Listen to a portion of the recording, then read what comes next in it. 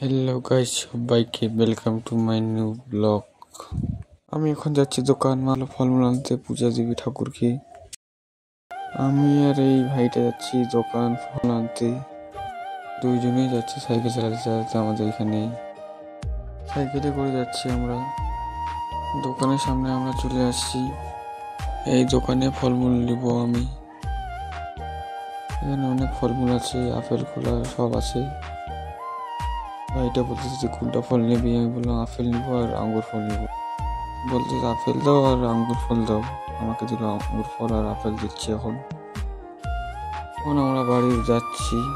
এই ভাইটাকে বললাম তুই আপেল টাপেলগুলো ধর, আমি সাইকেলটা নিয়ে ঘুরাই যাবো বাড়ি। তারপরে এখন আমি সাইকেল চালাতে চালাতে যাচ্ছি দুইজনে বাড়ির দিকে।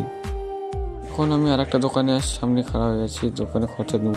এখানে দেখি এই ভাইরা খরচা নিচ্ছে, যেটুকু খরচা দিচ্ছে এদেরকে। তারপর আমি খরচা নিয়ে বাড়ি যাবো। খরচা নিয়ে বাড়ি চলে আসি।